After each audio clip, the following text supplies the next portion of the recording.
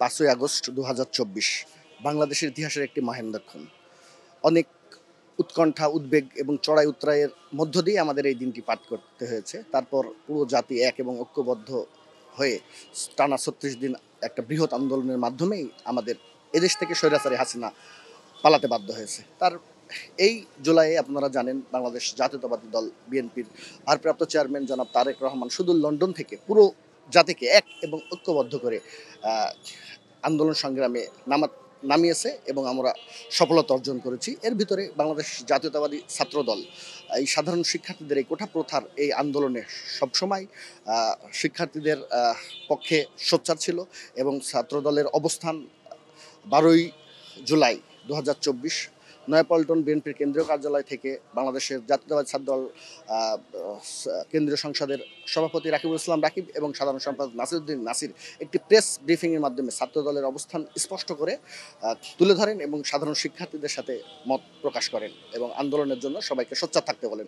পরবর্তীতে আমরা দেখছি এর আগেও 25শে জুন 2024 তারিখেও সারা বাংলাদেশের শিক্ষার্থীদের উপরে যে চড়াও হয়ে পুলিশ, ছাত্রলীগ, আওয়ামী লীগ চড়াও হয়ে সারা বাংলাদেশের নিপীড়নের সৃষ্টি করেছিল, তার মাধ্যমে আমাদের সারা বাংলাদেশের শিক্ষা প্রতিষ্ঠানগুলোতে বাংলাদেশ জাতীয়তাবাদী ছাত্রদল বিক্ষোভ মিছিল এবং সমাবেশের ডাক দেয়।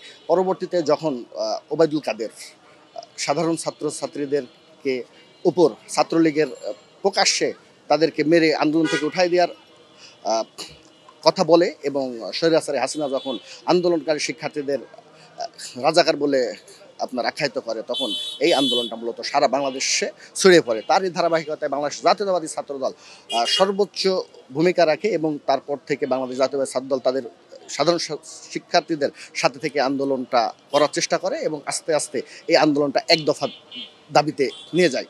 তো আমি একজন ছাত্র সমাজের প্রতিনিধি হিসাবে আমি সর্বত্র সব জায়গায় আপনার আন্দোলন সংগ্রামগুলোর সাথে ছিলাম।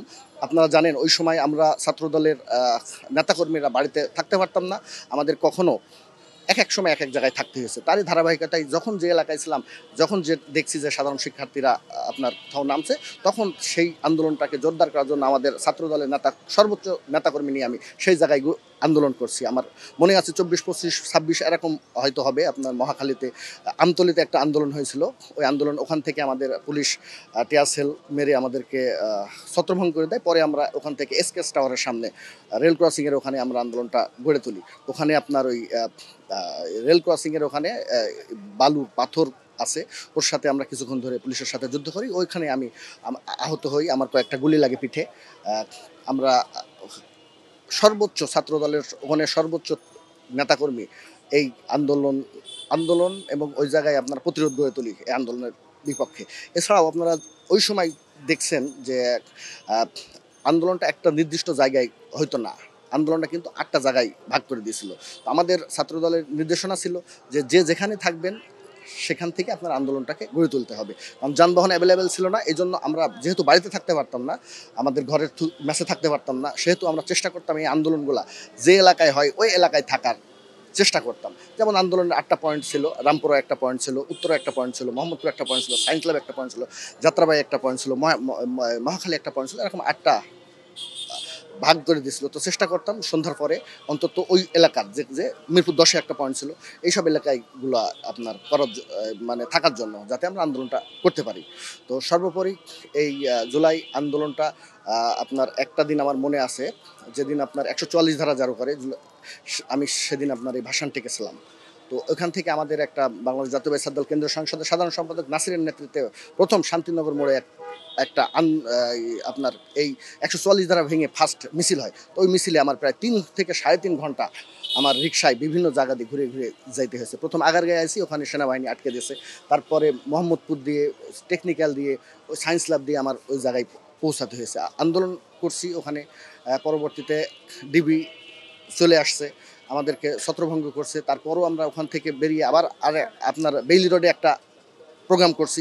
এছাড়াও আপনারা দেখছেন 3 তারিখে সায়েন্স ল্যাবে আমি সর্বোচ্চ লোকজন নেতাকর্মী নিয়ে আপনার শহীদ মিনারে অংশগ্রহণ করছি। 4 তারিখে শাহবাগে সর্বোচ্চ নেতাকর্মী নিয়ে আমরা শাহবাগের মোড় গোলচত্বরে আমরা ওখানে অবস্থান নিছি এবং সকাল থেকে পুলিশের সাথে ধাওয়া পাল্টা আওয়ামী লীগ, যুবলীগ, কারণ বাজারের ওখানে আওয়ামী লীগের সন্ত্রাসীরা আমাদের সাথে ধাওয়া পাল্টা ধাওয়া করছে, ওরা ওখানে বোম মারছে, গুলি করছে অনেক, আমার নিজেরও পায়ে ২টা গুলি লাগছিল ওই সময়। এই ধারাবাহিকতায় এরকম টানা ৩৬ দিনের একটা সম্মিলিত প্রক্রিয়ায় পুরো জাতি এক এবং ঐক্যবদ্ধ ওর ফসল এই ৫ই আগস্ট। তার পরবর্তী সময়ে এই কারণেই এই পুরো জাতি এক এবং ঐক্যবদ্ধ থাকার কারণেই স্বৈরাচারী হাসিনা দেশ থেকে পালাতে বাধ্য হয়েছে। টানা ১৭টাই বছর আন্দোলনের সাথে ছিলাম ২০০৭ সাল থেকে আজ অবধি পর্যন্ত। তো এর অবস্থায় আমি ৩-৪ বার জেলই খাটছি। আমার মামলা আছে অনেকগুলা, এবং ১৭ সালে আমি জেল খাটছি রিমান্ডের নামে, আমাকে অনেক মারছে। আমার ২৪-এও এই ১৮ নির্বাচনের আগে আমাকে ধরছিল। ওই সময় আমার তো মেরে আপনার পায়ের লিগামেন্ট ছেড়ে দিয়েছিল। আমি প্রায় ৩ মাস ট্রিটমেন্ট নিয়েছি। ট্রিটমেন্টের মাধ্যমে ভারপ্রাপ্ত চেয়ারম্যান, বাংলাদেশ জাতীয়তাবাদী দল ভারপ্রাপ্ত চেয়ারম্যান জনাব তারেক রহমান ওই সময় আমার এই ট্রিটমেন্টটা করিয়ে দিয়েছেন। শুধু তাই নয়, আমি যখন জেলে ছিলাম আমার বাবা-মাও অনেক অসুস্থ ছিল। উনার ট্রিটমেন্টও ওই সময় ভারপ্রাপ্ত চেয়ারম্যান জনাব তারেক রহমান করছে। আমার বাসা ছিল আপনার মহাখালী ওয়ারলেস গেট। তো ওই বাসায় মোটামুটি আওয়ামী লীগ, ছাত্রলীগ অনেকেই পরবর্তী সময়ে জেনে গেছিল যে ওখানে আমার সকালবেলা আমি বের হব, ভোরবেলা আমার বাসায় পুলিশ হানা দেয়। আমি পিছন থেকে আমি এটা নিচ থেকে বুঝতে পেরে আমি পাশের আরেকটা ছাদ দিয়ে আমি নিচে নেমে আমি পালিয়ে যাই।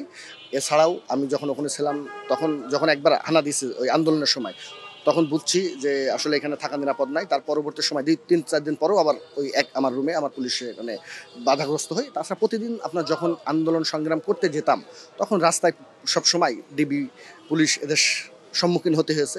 তখন বিভিন্ন কৌশল অবলম্বন করতে হয়েছে। আমাদের হাতে তখন ওই আপনার হাসপাতালের কিছু ভিজিটিং কার্ড রেখেছিলাম, কিছু সিভি তৈরি করে রেখেছিলাম যে চাকরিতে যাচ্ছি বা আপনার হচ্ছে হাসপাতালে যাচ্ছি। এরকম কৌশল করে আমাদের আন্দোলনটা আসলে করতে হয়েছে।